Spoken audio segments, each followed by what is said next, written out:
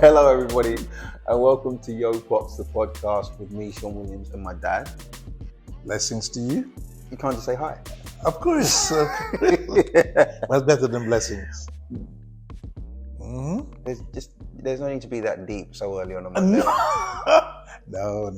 You're just naturally deep. So you can't. What did Mike put in that coffee I this don't know. morning? We'll inquire later. We will, right? We hope that everybody's had an amazing weekend and you enjoyed our last episode.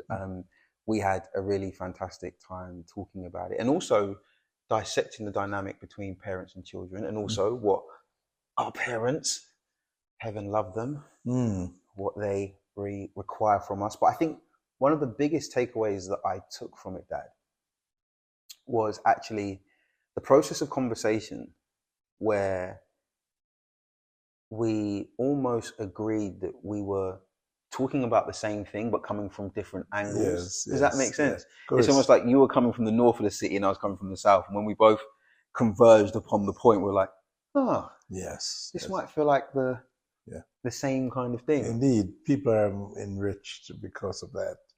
Do you know what I really loved about it, Dad? It felt like we were building a bridge in real time. Yeah. And there were certain things that I was able to understand that I didn't before, because I was just kind of caught up in my own version of events and what I think you should think and how I think you should be. Yeah. And I think also without obviously putting words in your mouth, in the same way you were able to look and say, okay, even if I don't agree with this viewpoint, my standing in your perspective view allows me to see something maybe I wouldn't have, because and this was a big thing that I felt in the conversation, that you had so much humility in your desire to want to understand what I was saying. Yeah, it comes from love. You know, yeah, that's what it is. Yes. Now I think, you know, and that's one of the beauty about love. It transcends so many other emotions and concept and attitude, because when you love someone, you want them to be right, you want them to be in the best place, and if you really, really and truly love someone, you don't mind what you have to sacrifice. You know what I mean? Even yourself. That's a deep concept. Yes. If you truly love someone, you don't mind what you have to sacrifice, even if it's yourself. Yeah.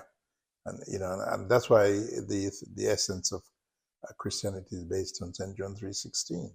For God so loved the world that he gave his only begotten Son, the most precious thing, as it were, he gives to the world. And oftentimes I think the world missed it, in that the world don't understand it is because of his love for the world, for you and I, why he gave such a precious gift. You know what I mean? And that is how it is. So in the same breath, when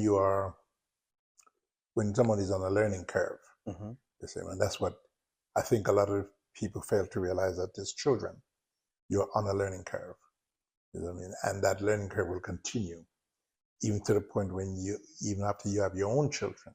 You know what I mean? Because as the common saying goes, you're never too old to learn. And also, once a parent, twice a child. Absolutely. And and that's what I think is very, very important, is to never think so much of yourself that you miss the opportunity to give to those that matters to you most what they need for survival in their lifetime. Okay, break that down, because I'm not sure I completely understand that. Yeah. You can never love yourself, love you. Yeah. So much that you're not happy to give to those whom really matters to you, to those whom you love. Okay. The ability and the scope to get information that is going to help them in their lifetime. Right. Okay.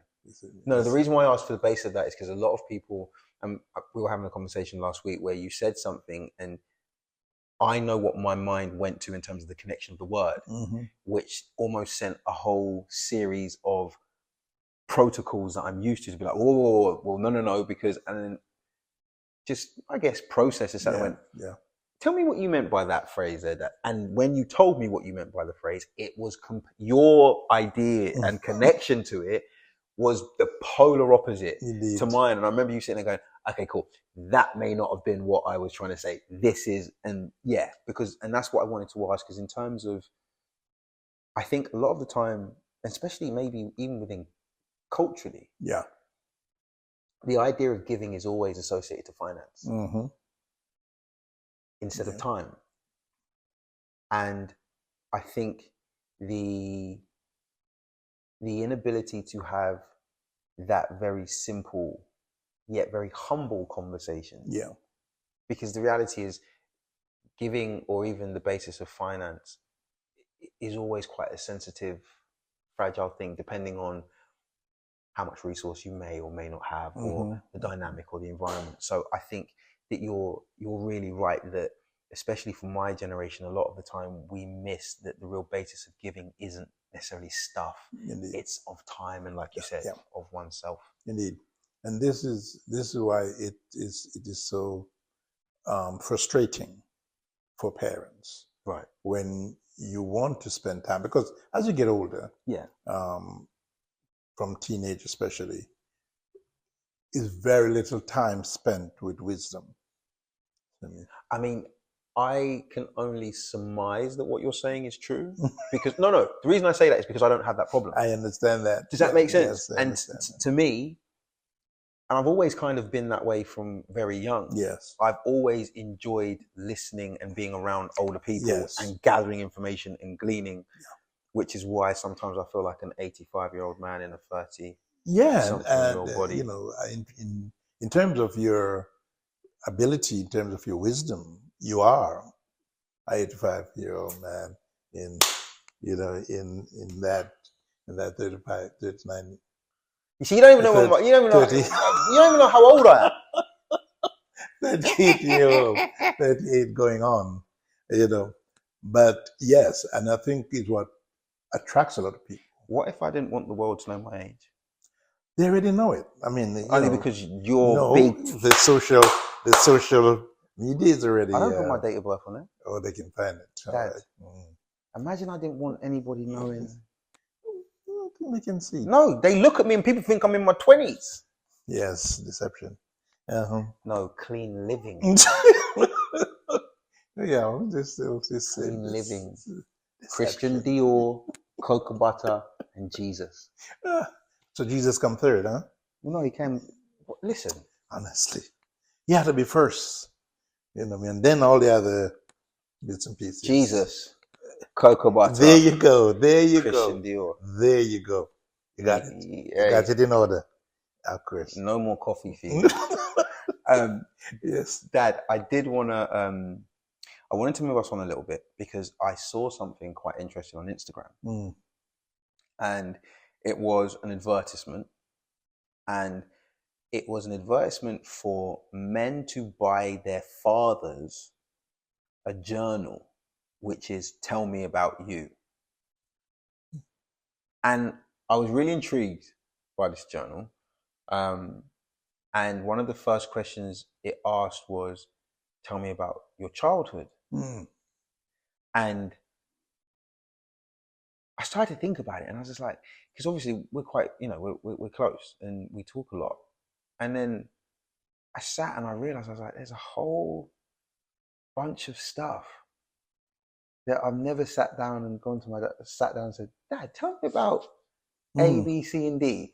So I wanted to, and obviously on the arc of what we were talking about last week, communication is massive. Of course. And sometimes our understanding the beginning can oftentimes contextualize later seasons and moments.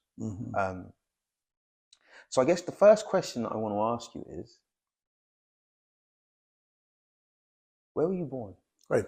Before I answer that, one other thing I wanted to make clear from what you said earlier on, as to why you've never asked about my origin, is because your propensity is always to look forward. even from you were a baby. My personal propensity. Yes, was always forward looking. You know, I mean, it's very rare when you can contemplate backwards, seriously. And it's one of the things that I think always fascinate people about you. And is this a way of you not telling me No, the question? No, because if you were uncomfortable, because I am not. I didn't prep my dad that I was you. going to ask you that. So you might be watching real time live TV. We might have to come back and reschedule. I promise okay, cool. you Okay, cool. that Okay, it cool. is. But I just think it is important to understand why some people would and some people won't. Yeah. Because of what they put value Have to. I really always been like that? Yes. Honestly. Absolutely. And even till today. It's very rare you talk about things that is sort of, you know, what's going on. But I have a really good memory, though. Well, see, your memory is nothing wrong with that. You have to have it for the work you do. Yeah. You see what I mean? But the reality is that there is that drive within you to go forward, to achieve things, you know. And so yes, so as a result is where you perhaps missed the opportunity until now. Now that it has been highlighted in that whatever you saw, and so yes. So where was I born? Where were you born, Dad? I was born in a wonderful village in Jamaica, Clarendon. The village is called Beckford Crow. I remember going to Beckford Crow when we were burying Grandma. Right. And I've got some other questions to ask as well. One of the best things I loved about that trip, do you remember when we were driving up to the family house and we hit a corner? Right. And there was a couple of men on the corner. Mm-hmm. Dad, when they saw it was you, and firstly, I'm gonna get you to tell everybody what your nickname is. They called you by your nickname. Now, why you want to do because that? Why?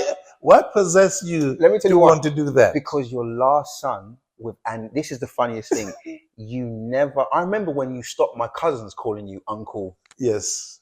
And I always felt like, Dad, why would you do? Because I knew you didn't like it. Mm-hmm. And then when your youngest son somehow got anointed with your nickname, Dad. I often wonder, like, what must you have thought the first time you heard, like, someone say that around you? And when you realised they weren't talking to you, but they were talking to Wallace. Mm-hmm. So yeah, we hit this corner, and then you saw some of your friends, and the way you reacted when you saw them, I was just like, my dad is home. And obviously, where the family house is, you kind of go down the hill. That's right. And then when we had like the celebration before the actual funeral service, that I remember at one point just looking up the hill, and it was just people. What is your earliest childhood memory of the house you grew up in? Yes. Should you first deal with the name? I should come back to that. Well, I think that talking about the house will lead us into the name. Okay, all right. Yeah.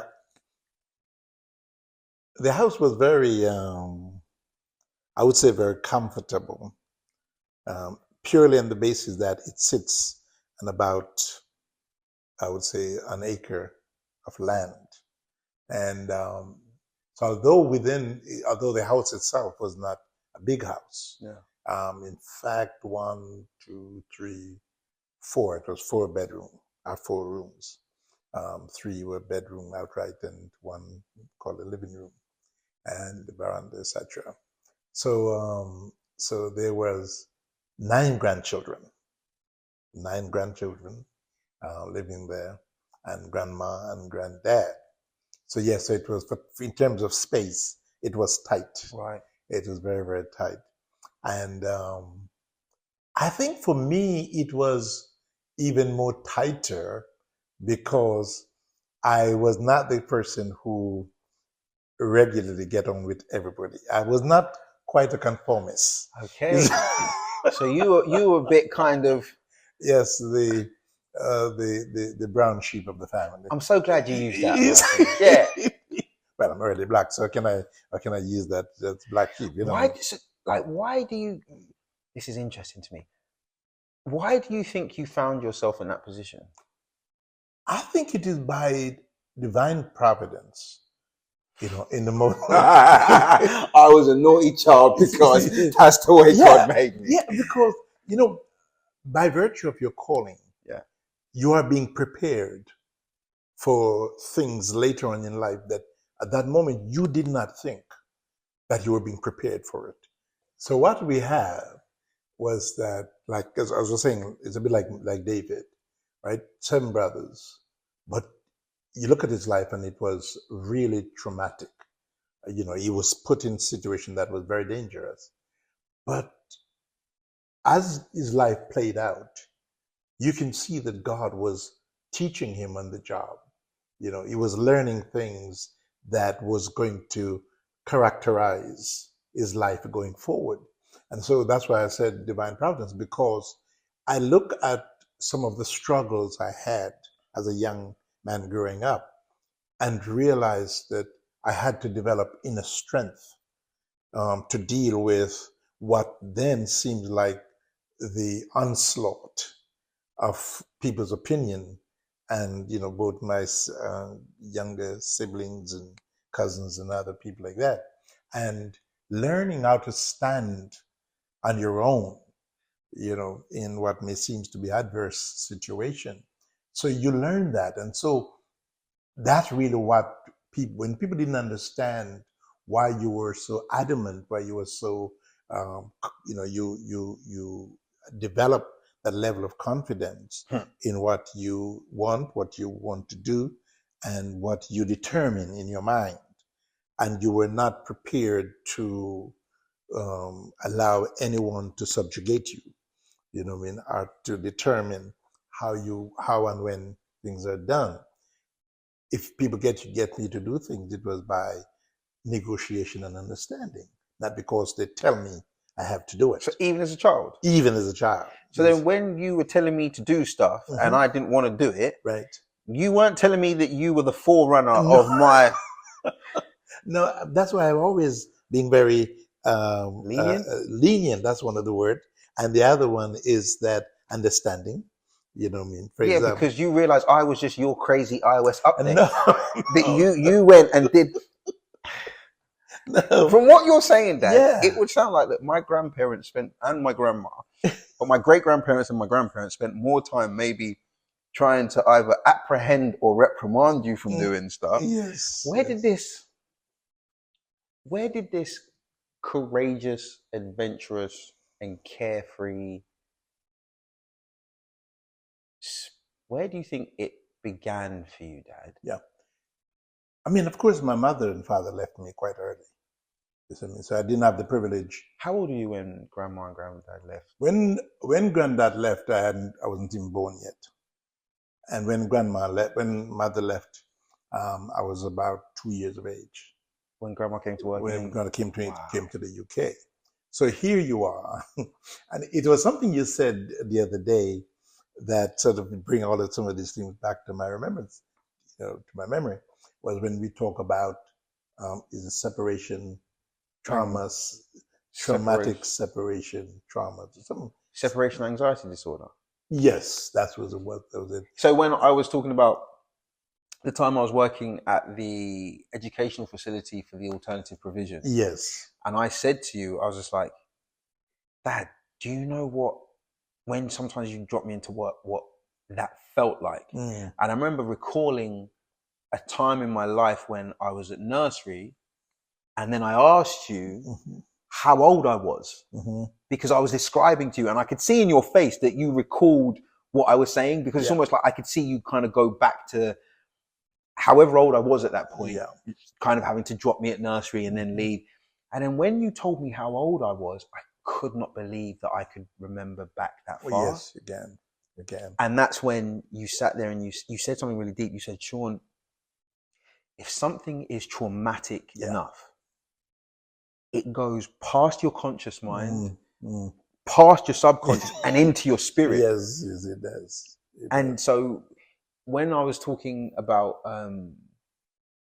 it was from that point that you then said that's quite similar in terms of the feeling from when you were describing some stuff that happened. Yes, when you were younger, imagine you are bonding with your mother. Yeah. You know what I mean? And then one day you wake, you realize that she's going through the gate, and you're now placed in the arms of your grandmother in this case, and you're never going to see her again for years after that.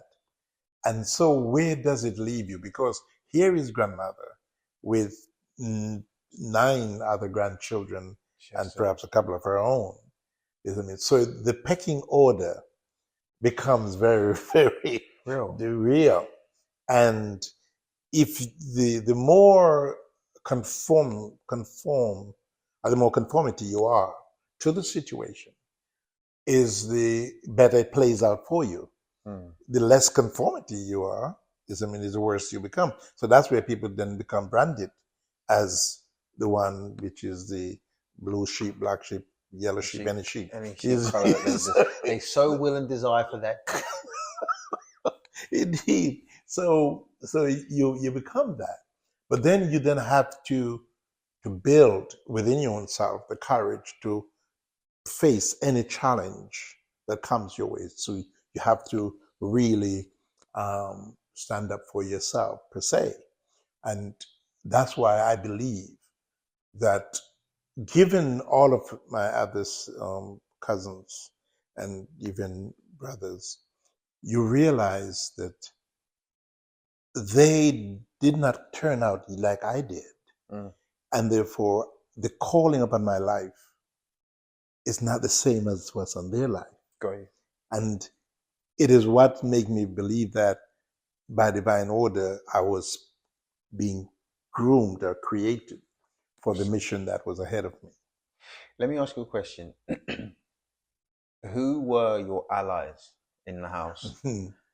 I would say that. And are you allowed to say? Yes, you can. I can say that. Okay, cool. I think also, that's the other thing. If there's anything I ask that you either don't want to speak about, or I want you to, yeah.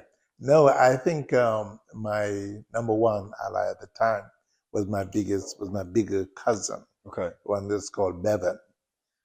I hear about Bevan a lot. Yes. So he was the one. Why? I don't know. We just seems to have that a similar compatible nature. So what, he was on badness the same way you were? In fact, it was the opposite for him, actually. Yes, it was. But he just seems to have that understanding of what I was and how I see things.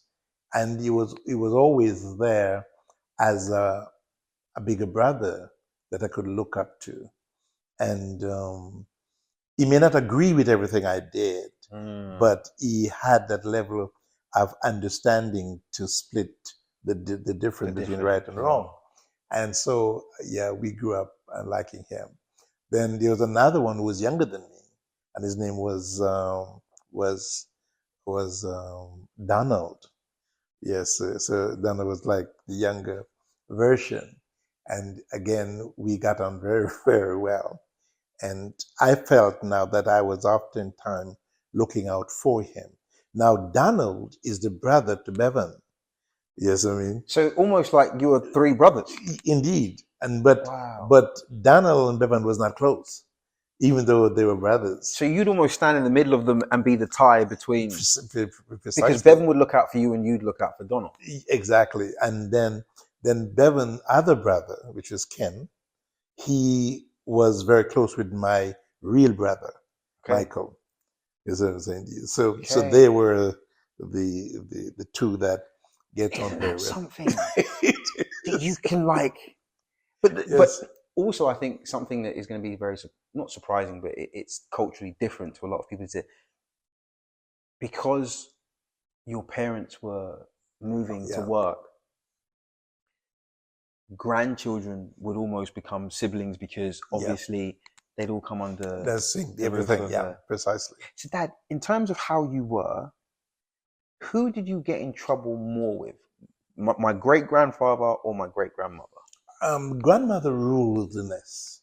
Okay. You know what I'm saying to you? I mean, you got in trouble. No, I will explain that.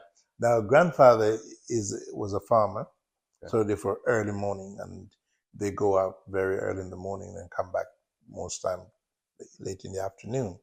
So grandmother was left to manage the house. Got you. Yes, I mean.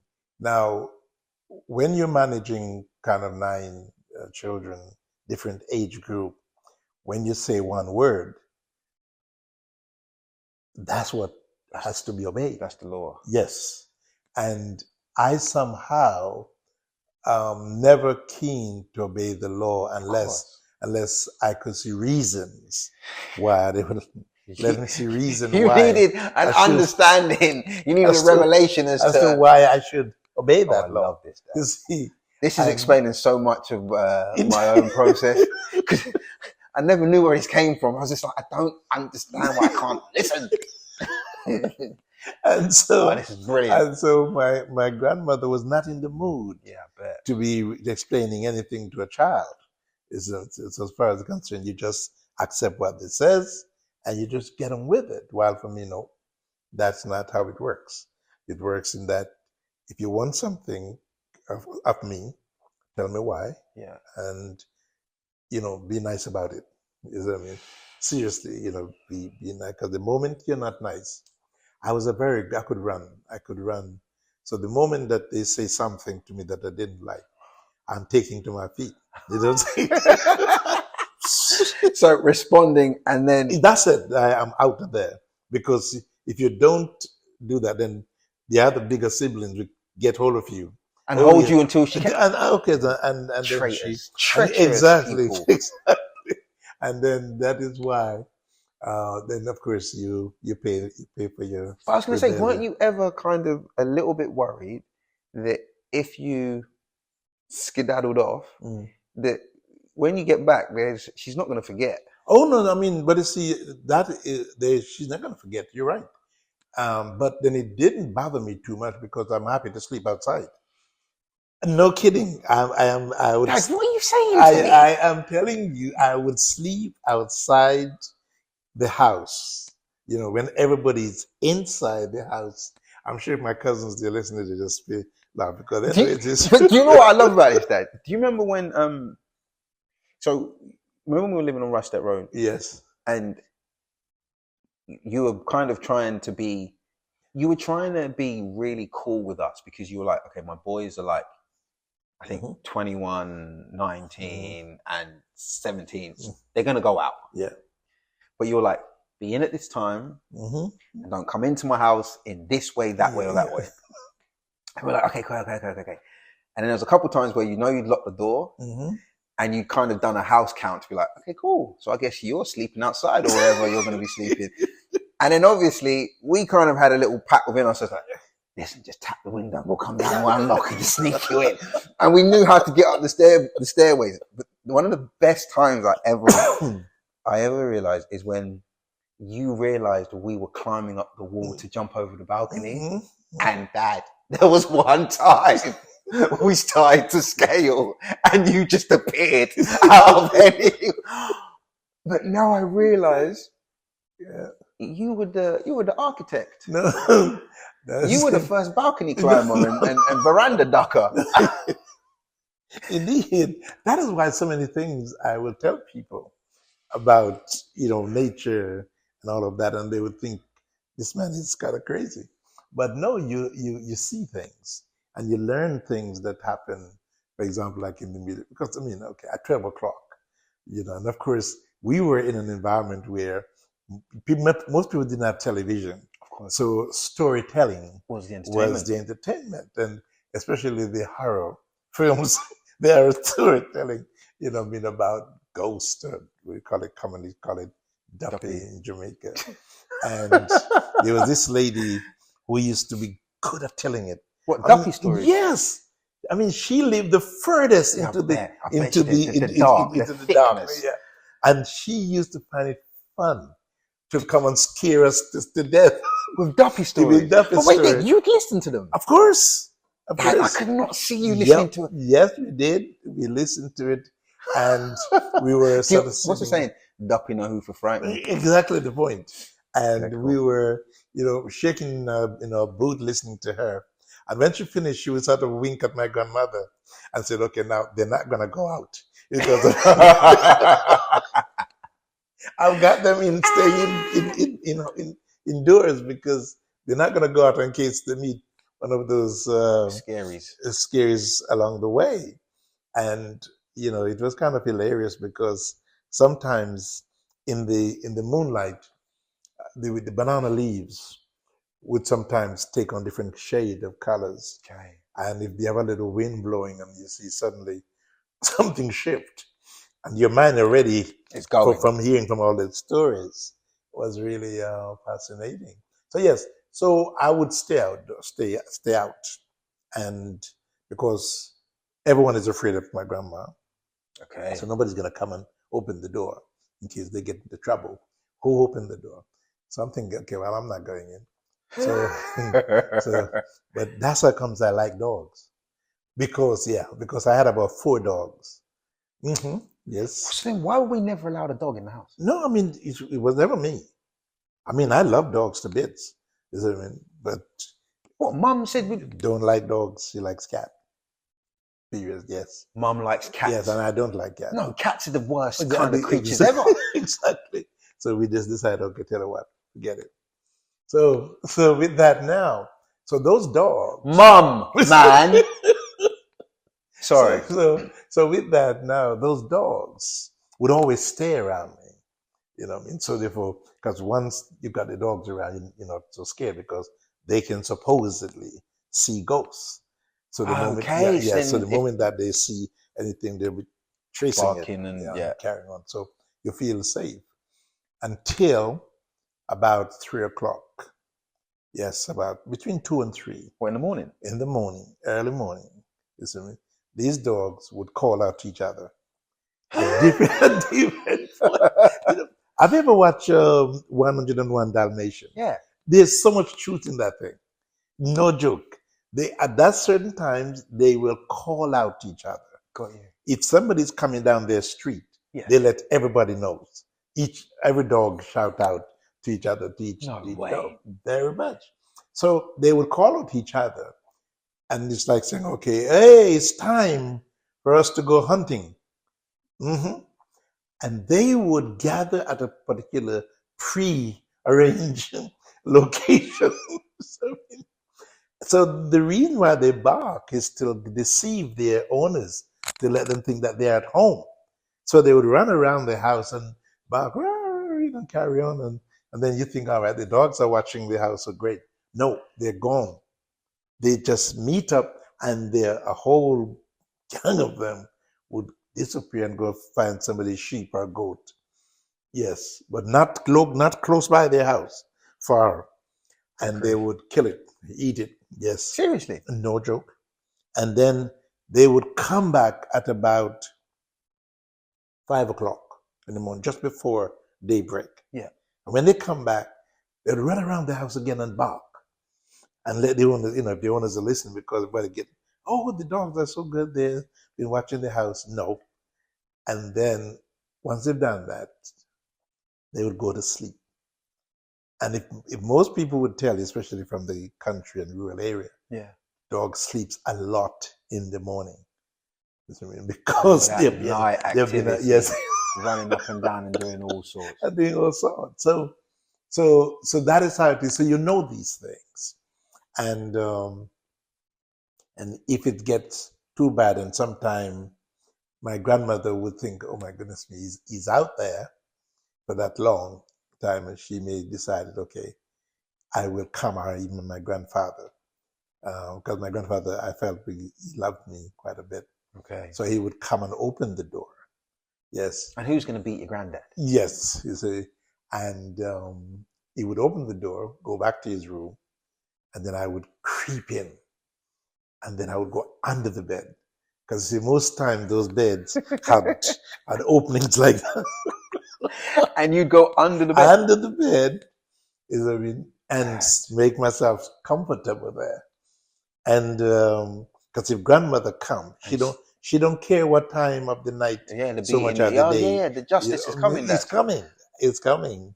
And so she would come in and she would look in the bed and see how many people are in there. Wow. And she think, okay, he's not in the bed. So she knows I'm on there, but of course she's a bit old, so she can't get down down there. to be. And she don't want to wake up all the other ones that are on top of the bed. Oh, Dad, this is So hilarious. I will choose the moment, because for a lot of people, clocks were not even necessary, because you could tell the time by different means. Right. And one of those was the cockerels. Okay. You know what I mean? They would crow on the hour. Okay. Up until 5 o'clock. And then after 5 o'clock, they would crow every 15 minutes and so on. Yes, so you could tell what was going on.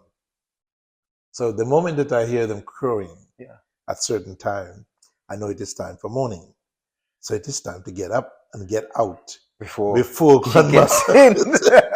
If I hear her praying, because sometime at about 5:30, I could hear her praying for everybody. Wow. So she'll be praying for the dinner, praying for God to provide for food for all them children, praying, really having a good prayer session.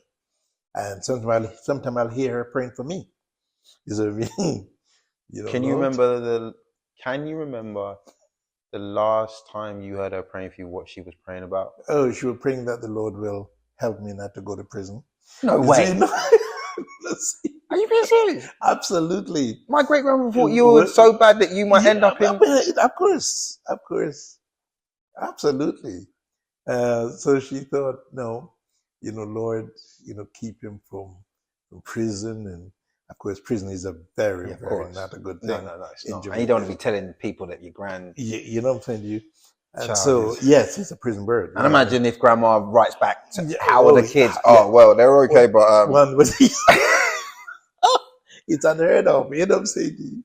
So in the face of that, I would hear her praying for our breakfast, praying for our lunch, praying for our dinner.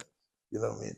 And she, they had faith. Yeah, they really did, and they didn't know where. Sometimes, especially at a different season, when most of the crops and stuff is sort of gone, where it's gonna come from. Yeah. So they would just trust God, and people within the community would share what they had and stuff. So you'd hear all of that going on. And then, as I said, by the time it's coming down to amen, it's skedaddle. And sometimes you have to jump through the window. Sometimes you have to jump through the door. Hilarious. Yeah. Oh my goodness me. Absolutely. No, definitely, Dad. So that brings us very, very, very neatly to my next point. How did you get the nickname that you don't like to hear be used, but has somehow ended up becoming one of the biggest terms of endearment for your youngest son ever? Yeah. If anybody ever calls him Wallace, they either don't know him, are talking to him in an official capacity. Everybody calls him Wally, Dad. Oh my goodness, I didn't know that. Everybody calls that boy Wally, Dad. So, talk to me. Right. How did you get this nickname? My name is spelled Lynwal. Yeah. That's Lynwal. And if I was to go further back, it was Lynwall. Wow. Yes. Why did you lose an L? I'm not sure why I lost the L of it. Whether it's because I didn't like it, I might have just done so. But what's on your birth certificate? The double L. So then you're not you. But I have it. I had the choice of either going with the one L or the two L. Really? Yes. Okay. So when I went to the office, they let me know I could either. But all of my documents are in the one L. So yeah, that's what I was going to say. I was just like, how did you manage to do that? I retained that. Okay.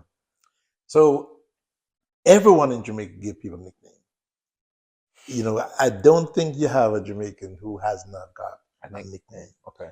And I mean, it ranged from all kind of crazy names. Go on, give me some of your friends' Oh, goodness me. It's always by some kind of observation. Okay. You know, say if you're big or if you're fat, then you're always called bigger.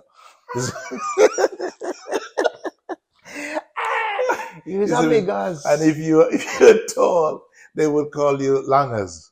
No way. Yes. And if you're And short, if you're short, then they call you shorty.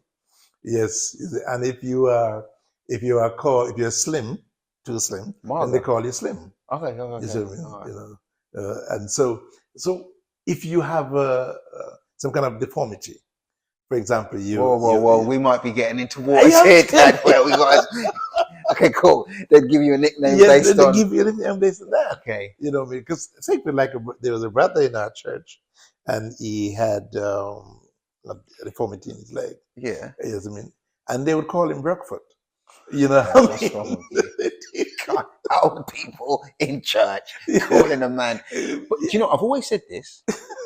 Long after blind Bartimaeus could see, Mm-hmm. a millennia down the road, what do we still know that man Of as? course, blind Bartimaeus. And if you get to heaven, he ain't blind. This is him. You know, but that's right. And nicknames stick. Things Yes, that it happen in does. moments have Goodness a way me, of it sticking. It does. So then, how do you get to the point of being a Wally? Because Yes. you're not a Wally. No.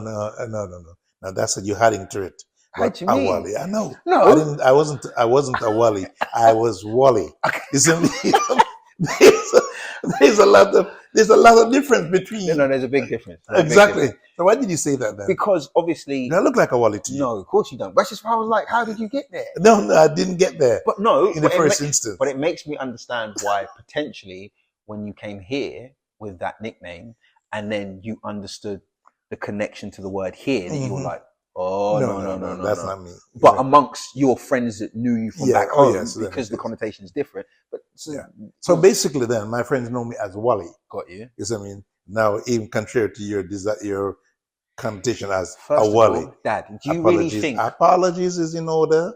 Okay, I'm going to apologize. Good. Let me ask you a question. No, apologize first. Then Dad, the question. Dad, I'm sorry. Okay, good. Yeah, I can know the question. You really think I think you're a Wally? No, I don't know, but I don't quite know why you say it. Because so I might be thinking wrong. You know, you are thinking wrong. Yeah, but why do you say it then? Because I know that a lot of people are gonna hear that word, have that connotation subconsciously in their mind, and if I can sit there and go, well, no, on the basis of what you're saying, I know you're not that, and then they can then go, oh, culturally within the West Indian community, Wally doesn't mean this. Right. It's just the basis of the abbreviation of his name. But the A in front of it, as I said, bring it into a whole different world. I agree. Right. How do you think Wally's spelled? The version I was saying. No, it means that you're an idiot. Yes, but you said the A, which I agree with. You're right. Okay. Which is why I was just like, a little bit triggered there. Yeah. Keep an eye on you. Right. So that's what happened. Sorry. So in the same way, yes. I just corrected myself. Just tell your story. Okay. Because you don't want me to tell everybody what you just did. Just please. Yeah. I apologized. Okay. All right, cool. So as you were saying, comedy hour. This is ridiculous. That's what I get. So what happened is that so that name was fine, back there because it's just an abbreviation. I've done my full name, and for some reason most people don't like their full name to be known, except in official capacity. Yeah. Yeah. I was shocked my mum's name is Ludef. Indeed. And she actually corrected me on the pronunciation because I used to talk about Ludef. She's like, it's not actually Ludef, it's Ludef. Yes. And I was just like, yeah, sorry. But I didn't know. Why is that, Dad? Why is there a switch in? Why don't many people people? It's animosity. They just want to be anonymous. Anonymous, really. Okay. And that's basically what it is, because people can come looking for you. Is what I'm saying to you. And why are people going to come looking for you? For different reasons. For different reasons. Okay. We have a common saying that life in Jamaica is no problem until it's a problem. Is what I'm saying to you. So that's just the way it is. So if you don't know who the person is and so on, then that's just some of the dynamics there. So in terms of Wallace, was the same thing. That is, to people, rather than pronounce his whole name, right, Wallace, they would say Wally. Yes, is what I'm saying. And I'd already cut off people calling me Wally. That's why I think it came back around. Yes. So that is what. Question, because I remember the time actually that I remember when you stopped my cousins calling you it, and you never gave anybody any kind of explanation, and it kind of made you seem a bit kind of like, because it was no one ever said it in like a horrible way. Yes. So what is it that you didn't like about it? Because of the connotation of what it's supposed to mean in England. Yeah, when I came here, I realized, okay, they use it in a derogatory way. Yeah. Precisely the point. And but even though your nieces and nephews never meant it in that way, it was just like, no, call me Uncle Linwell. Yes, simple. Yes, yeah. Dad, if Wallace says to my kids, they can't call him, I'd be like, I think you would be like, let them call you. No. What, you'd be like, no, call him Uncle Wallace. Yes, because, for example, you'll never hear me call him Wally. No, because it's your name. No, I don't. I call because of the connotation. You'll hear me call him Walgen. Yeah, because that's the nickname you came up with that no one, that you think was... My mother called him that. Grandma called him that? My grandma called him that. And that's what comes I call him that. You never said. Yeah, grandma. I don't even know if Wallace knows that. Yes, I'm sure he does, because that's what she's always called him. Wallace? Feel free to comment at any time, but at any time. So really, Grandma came up with the name? With Walgen. Yeah, and I like it. I could tell. So if I had a grandchild and anybody asks me what name I should give them, perhaps that name would come into the equation. What, you'd actually tell Wallace to call your grandson Walgen? Yes. And you think he's going to be able to negotiate, to get that through the negotiations? Definitely. Dad, you got more faith than me, man. Now, I've got a couple of quick fire questions I want to ask you. Yeah, sure. And I just want you to, straight off the top of your head, favorite food to eat as a child? My favorite food? I was very difficult with food when I was young. Dad, just answer the question. No, I have to explain. Because in real terms, I didn't have so much of a favorite. Okay. Yeah, I was very, very difficult. My dietary situation was really off the chart. Yeah, very difficult. So, are you trying to tell me something here without telling me, but you're kind of telling me at the same time? No, seriously. I never liked most cases I didn't like food. My food was very, very bland. So it was very bland. Are we talking just kind of like yam, dumplings? Yes. Different vegetables.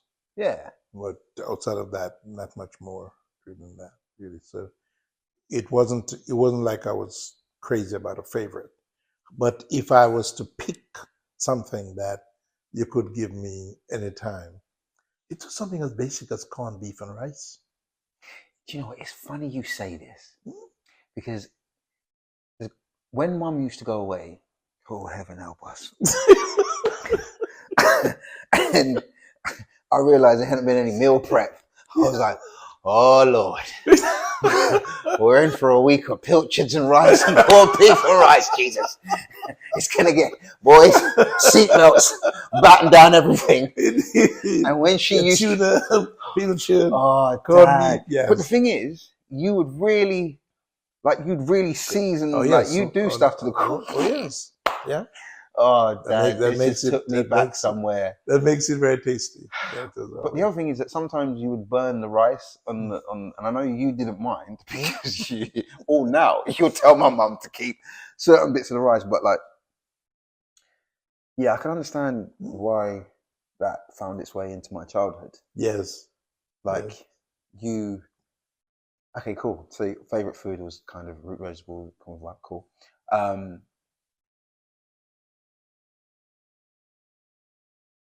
What was the most fun story you can remember from your childhood of either you getting in trouble or you getting out of trouble that you should have gotten? And I'll go back with you as well, because we can trade stories. I think there's so much. Wow. There's so much trouble that So they then can let get me into. ask you a question. What's the craziest thing that I've done that you've heard about that you've gone, that's equal to when I did? Yeah, yeah. I think it was when you tried to engage somebody at school. Well, when I tried to give Natalie Turner mum's That's engagement ring. You know, I saw her in the post office the did other you? dad, and I swear she always gets a little bit embarrassed because she's just like, I don't know what to do. Yes. No, that was perhaps the And do you know what my problem closest. with that was? I asked mum. I asked her. I said, "Mum, I need that ring?" She said, "What for?" I said, "Does someone want to give it to you?" She said, "No." And she didn't even want to know why I wanted to give it to the person, and I would have told her. So you didn't hear the word no, you only hear the word. But you didn't used to hear the word no No, either. I mean From no. your own word, you said that you negotiate and tell my great grandmother. She should have explained to you why there's a no. And that's where my difference is. That's true. Yeah, you see, that's the difference. So I think my most most diabolical Adventurous. Let's go. adventures. Let's go Yes, there. use the word adventures. But I have a friend whose name is Barrington, and we were very, very good friends. Very good friends. Perhaps one of my best friends. And where he lived, there was also a girl there. Oh, I mean, jeez. that's he did ask. I I did. mean, I did. Okay. No, we no, can no, no, cancel no, it. no, no, no, no, no, no, no, no. If it gets any point, I'll be like, no, go on, tell me. So I, at the time, liked her very, very much. Okay. And so I thought, okay, how can I get closer? Yes, so now I Dad. conjured up with my friend Barry that I'll come and see him instead of Mm-hmm. and but where I live was about 5 miles walk. Yes, To that. to this place. That's commitment, you know that. Yes, and of course you can't go there during the daytime because the parents will kill you if they Yeah. catch you. And so somehow I think the parents like me, but they like me on the basis that I myself and Barrington were very close. Okay. Not the fact that you were trying to come and Precisely. court their daughter. And yes, so when certain hours pass, then I would go there. And So you'd wait for the girl's dad to go to bed. that's What kind of dishonorable activity were you involved in, Dad? listen to his talking. Yeah, we're not talking about me right now, Dad. We're talking about you. Exactly. Oh, this is brilliant. Yes. This is brilliant. So yeah, so you do that, but you have to watch the time. Yeah, of course. Listen, Because he's going to wake up exactly and check what's happening in check his house. what's happening in his house, and I have to make sure that I'm not seen. But unlike my great grandmother, he will come under the bed to Oh, pull yeah. you out. Indeed. And so yeah. And then of course by about 4 o'clock in the morning, 4 a.m., I would then get up. I would then, leaving my friend's house to walk all the way to Beckford Crawl. That's from Thompsontown to Beckford Crawl. Yes. Now, sometime he was kind enough. He would take me on his bicycle. Barrington or his dad? Barrington. Okay. He would take me on his bicycle, and he would ride all the way to my grandmother's house. So I'll get there by 6 o'clock, and then by 6 o'clock, my grandmother's waking up. So it's like, so you can imagine the amount of trouble. I mean, right there and then, didn't bother me in the least. Of course it did. So until one day, my grandmother asked me to pick up some rent money from somebody who was living close to Barrington's house. So I went up there to collect the money and again stayed at his house. And in the morning, he was taking me to Bedford Crawl. So I had the money in my pocket, hundreds of pounds at that time. So you can imagine. And while I was towing him on the bike, the money worked its way out and fell. And when I got home, grandmother said, "Where's the money?" Nothing. Oh, Dad. Oh my goodness me. And being the way you are, there maybe would have been the idea. Yes, I must have done something with it. So Barrington, on his way back, understanding that I didn't have the money, rode back and Somehow He didn't find it. he find it. If there's some guys he saw with it, because they saw when it fell out of my pocket, and they gave it to him, and he rode back to Bedford Crow to give it. Wow. From that day, my grandmother loved that boy till now. And did she apologize to you for not? Oh, I mean, we should just think, well, and I'm still good anyhow. So, but she just knew I was telling the truth, because I don't make lies a habit. I don't tell you. You can't be doing anything to me to make me want to lie to you. Is what I'm saying to you. So that's it. I'll tell her straight up. This is the situation. Believe it or not. And from that day, yeah, she was just like that. Yeah, boy can come to my house. and myself and Barrington was like that. Always has been. You see me? So even now, if there's anything I've said to you, check Barrington in Jamaica. Yeah, no, you've... So that's one of the most kind of traumatic situation that I was in. The list goes on and on and on. Trust me. Dad, firstly, thank you so much for spending this time and expanding this with me. Yes. Guys, thank you so much for sitting in with us. Please like, subscribe, share. Also, look at our Patreon content as well. Have a great rest of your day, and we will see you same time next week. Bye, guys. Bless you.